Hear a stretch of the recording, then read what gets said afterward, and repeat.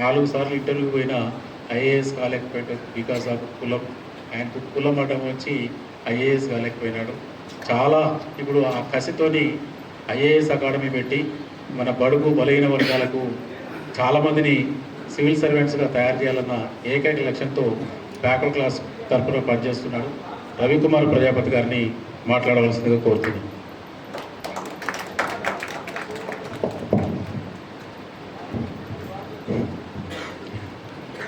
జై పూలే, జై పూలే, జై మండల్, జై అంబేద్కర్, జై బీసీ, జై జై బీసీ. నా పేరు రవికుమార్ ప్రజాపతి. మాది మానుకోట, మహబూబాబాద్, మహబూబ్ నగర్లో ఉన్నాను. మహబూబాబాద్ నుండి సివిల్ సర్వీసెస్ ఎగ్జామ్ అంటే దేశంలోని అత్యున్నత ఉద్యోగాలకు జరిగే ఒక పరీక్ష. ఒకటి కాదు, 23 రకాల ఉద్యోగాలు ఉంటాయి. ఆ 23 రకాల ఉద్యోగాలకి ఒక్కటే ఎగ్జామ్ ఉంటుంది. ఆ ఒక్క ఎగ్జామ్ రాస్తే 23 రకాల ఉద్యోగాల్లో ఏదో ఒకటి వస్తుంది. 1000 పోస్టులు ఉంటాయి.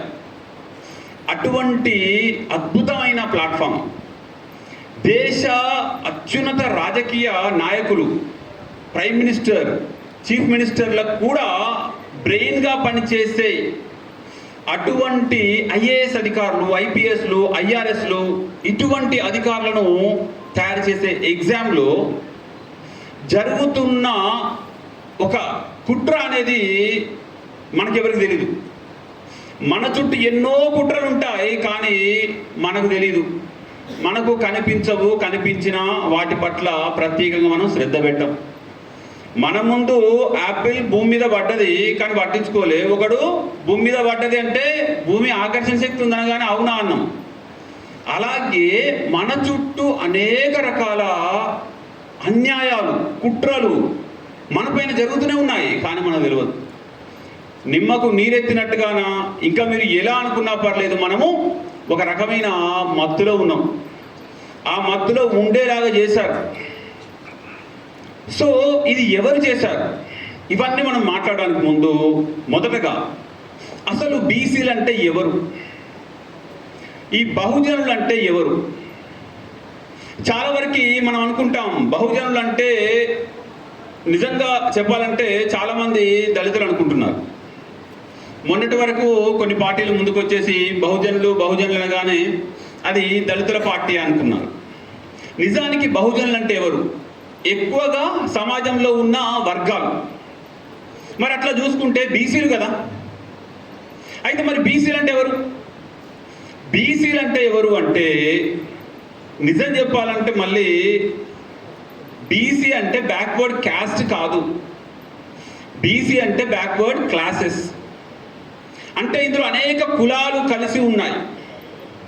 ఇంకా చెప్పాలంటే బీసీలలో ముస్లింలు ఉన్నారు, బీసీలలో క్రిస్టియన్లు ఉన్నారు. మతం మారితే దళితులందరూ మళ్ళీళ్ళకే వచ్చేస్తారు బీసీసీగా. ఇంకా చెప్పాలంటే ట్రైబల్ కూడా ఉన్నారు. మీకు పాండిచేరికి వెళ్తే బీసీలో బ్యాక్వర్డ్ ట్రైబ్స్ ఉంటారు. అంటే బీసీలు అంటే ఎవరు అంటే మొత్తం మీద 90% పైగా ఉన్న భారతీయులు. 90%. మనం బీసీ అంటే 52%, 60% ఇదే చెప్పుకుంటాం. ఈ బీసీలలో మొత్తం దళితులు ఉన్నారు, గిరిజనులు ఉన్నారు, ముస్లింలు ఉన్నారు, క్రిస్టియన్లు ఉన్నారు, ఇంకెవరు లేరు. అధికారాన్ని చేతిలో పెట్టుకొని అధికార దండాన్ని చేపుకున్న వాళ్ళు తప్ప మిగిలిన వాళ్ళందరూ ఉన్నారు. సో ఈ మధ్య నేను ఒక మిత్రుడిని కలిశాను, ఐఏఎస్ స్థాయి వ్యక్తి.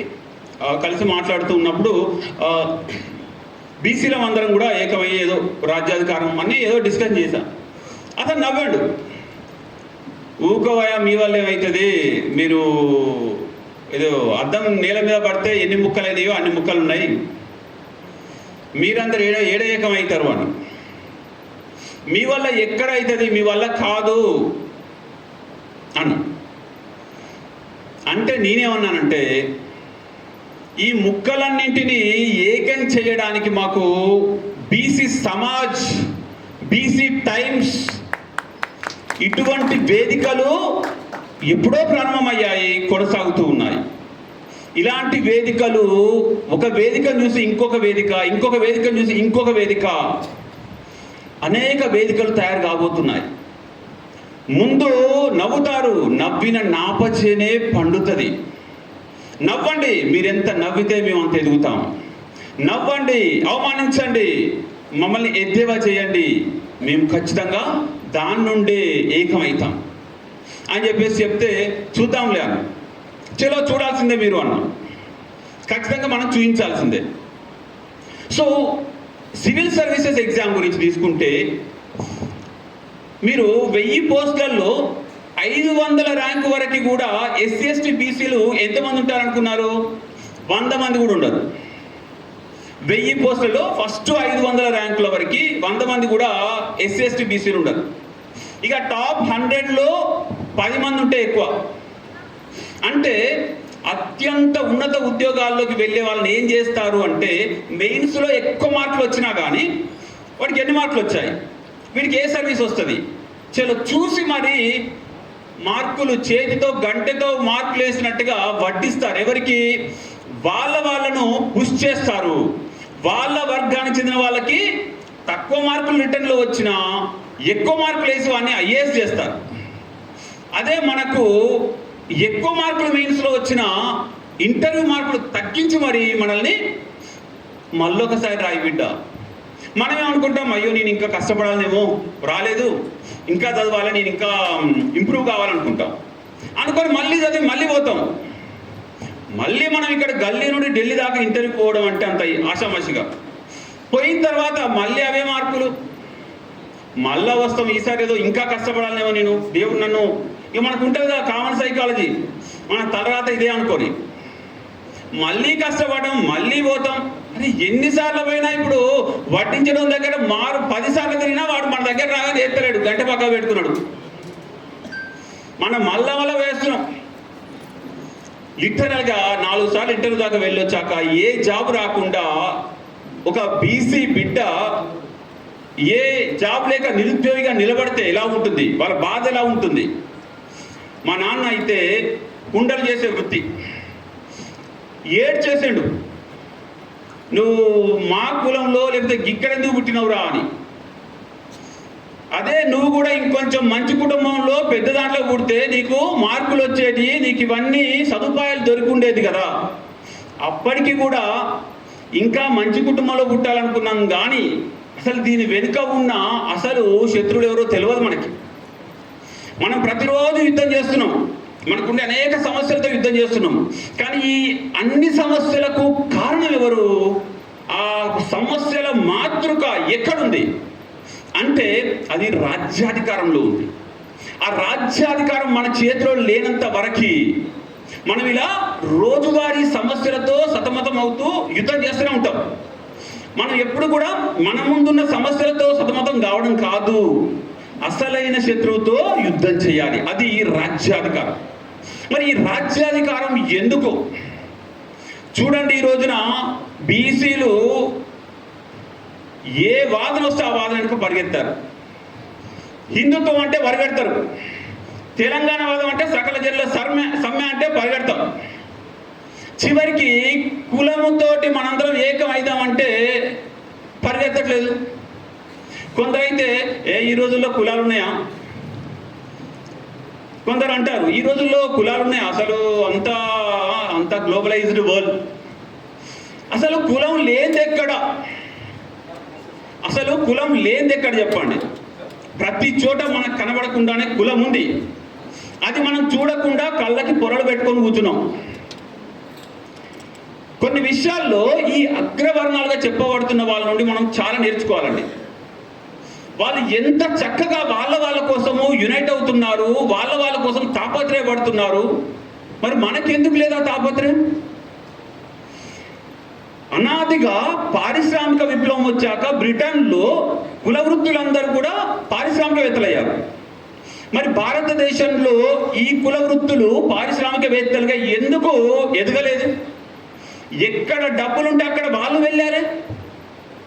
ఇప్పుడు గౌడన్నలు కళ్ళు గీస్తారు. మరి వైన్ షాపులకు వైన్స్ తయారు చేయాలంటే వాళ్ళకే ఇవ్వాలి కదా, మరి వాళ్ళు ఉండరు. అక్కడ ఒక వర్గం వెళ్తే వాళ్ళు పాతుకుపోతారు. చెప్పులు కుట్టే వాళ్ళు మరి షూ కంపెనీలు పెట్టొచ్చుగా. ఎక్కడ డబ్బులు వస్తే అక్కడ ఒక వర్గం పోయి అక్కడ పాతుకుపోద్దండి. ఎక్కడ డబ్బులు లేవో అక్కడ వీళ్ళు అక్కడే ఉండిపోతారు. మనం ఇక్కడే ఉండిపోయాం. ఎక్కడెక్కడైతే ఏ ఏ వృత్తి డబ్బులు వచ్చే వృత్తిగా మారిందో అక్కడ వాళ్ళు చేరారు. చూడండి, ప్రపంచీకరణ వచ్చాక ఈ ఏవైతే పద్మశాలని చెప్పాలంటే machine made loom, power looms వచ్చాక, వాళ్ళకి ఆ సాంఖ్యాలు ఎలక్ట్రానిక్స్ వచ్చాక, చేతి మగ్గములు పోయాక వాళ్ళు ఎక్కడికి పోయారు? భీమాండి, సూరత్, వలస బయలు. మరి వాళ్ళకు లోకల్గా వాళ్ళ సమస్యలు తీర్చిన ప్రభుత్వాలు ఉన్నాయా? లేవు. ఎందుకు అంటే ఆ బాధను అనుభవించినోడు రాజ్యాధికారంలో లేడు. ఒకవేళ ఎవరో కొందరికి ఇచ్చినా కానీ వాళ్ళందరూ నిజంగా ధైర్యంగా వాళ్ళ అధికారాన్ని చెలాయించే స్థాయిలో లేరు. ఉన్నారా? ఇప్పుడు బీసీ నాయకులు ఉన్నారు, ఏదో ప్రతి పార్టీలో ఉన్నారు. వాళ్ళకి అధికారం కొంచెం పోస్టులు కూడా ఉన్నాయి, కానీ ధైర్యంగా వాళ్ళు ఊపిరి పీల్చుకొని ఏ డెసిషన్ కూడా వాళ్ళు తీసుకోలేరు. చివరికి వాళ్ళు ఎలా అయ్యారంటే, ఏవైతే ఈ అగ్రవర్ణాల పార్టీలు ఉన్నాయో ఆ పార్టీల చేతిలో కీలు బొమ్మలు, చిన్న చిన్న ఉత్సవ విగ్రహాల్లాగా కనబడుతుంటారు బయటికి, అంతే. వాళ్ళు ఏమీ చేయరు. ఇటువంటి పరిస్థితుల్లో అసలు మనకంటూ బీసీలకంటూ ఒక వేదిక లేదే. మనకంటూ ఒక వేదిక ఉందా? లేదు. మనకంటూ ఒక రాజకీయ పార్టీ లేదు. లాస్ట్కి చూడండి, దళిత వర్గాలుగా చెప్పబడుతున్న వాళ్ళు, గిరిజన వర్గాలుగా చెప్పబడుతున్న వాళ్ళు, వాళ్ళకి కూడా బలమైన యూనిటీ ఉంది, బీసీలకు లేదు. వాళ్ళకున్నంత యూనిటీ మనకు లేదు. ఇప్పుడు ఈ సందర్భంలో నిజంగా తెలంగాణ వచ్చింది బీసీ రాజ్యం కోసమే అని మనం గుర్తించాలి. తెలంగాణ వచ్చింది బీసీ రాజ్యం కోసమే. అది మీరు గుర్తించకపోతే వేరే వాళ్ళు తన్నుకుపోతారు. ఎందుకంటే ఉమ్మడి ఆంధ్రప్రదేశ్లో మనం ఉద్యమం చేసే కంటే చిన్న రాష్ట్రమైన తెలంగాణలో ఈజీగా మనం యునైట్ చేయొచ్చు. ఆల్రెడీ మనం చూసినాం, వెలమ రాజ్యం చూసినాం, ఇప్పుడు రెడ్డి రాజ్యం చూస్తున్నాం, పెనం మీద నుండి పొయ్యిలపడ్డం అనుకున్నాం.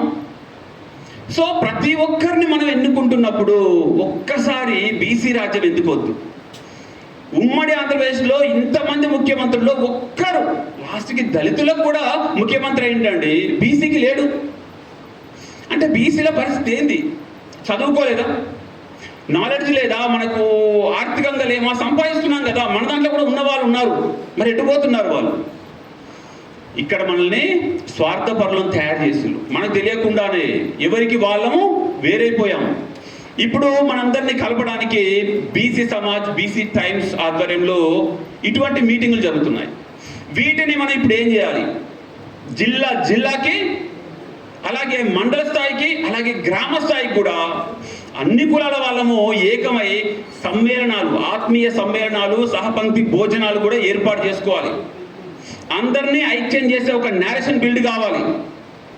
మనందరం కూడా సోషల్ మీడియాలో ఒక్కొక్కరు 1000 మందికి మీరు స్ప్రెడ్ చేయండి చాలు. ఎలా ఉండాలంటే విని చూసి వాళ్ళ నోట్లో కూడా బీసీ రాజ్యం వస్తే బాగుండు అనాలి.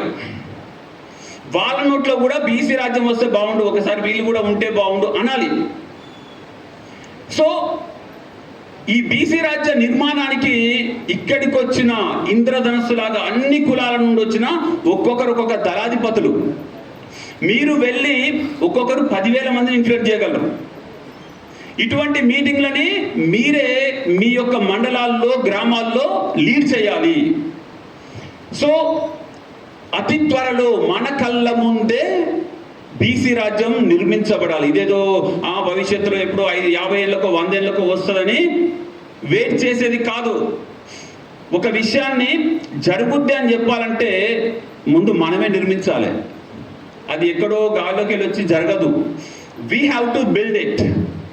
మన ఓట్లతో వేరే వాళ్ళని ఎన్నిక చేసినప్పుడు మన ఓట్లు మనకేసుకుంటే డబ్బులు ఏం ఖర్చు అండి? ఒక్కసారి ఆలోచించండి.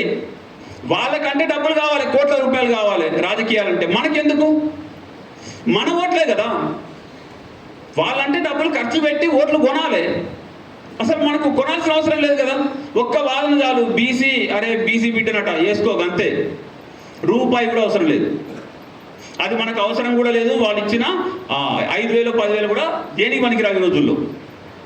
ఒక్కసారి ఉచితంగా మన బీసీ నాయకుడికి మనం ఓటేసుకుందాం. ఎన్ని జనరల్ ఉంటాయో అన్ని జనరల్లో బీసీ ఉంటే బీసీ మధ్య పోటీ ఉండాలి, లేదంటే బీసీలో ఎక్కడిపోయినా ఓసీ ఉన్న వాళ్ళకి అగేన్స్ట్గా బీసీలే ఉండాలి. ఇది ఒక తీర్మానం చేయాలి. దీనికి చాలా కార్యాచరణ అవసరం ఉంది. మనందరం కూడా దానికోసము ఒక సోల్జర్స్ లాగా, యుద్ధానికి సిద్ధమైన సోల్జర్స్ లాగా ముందుకెళ్లాల్సిన అవసరం ఉంది.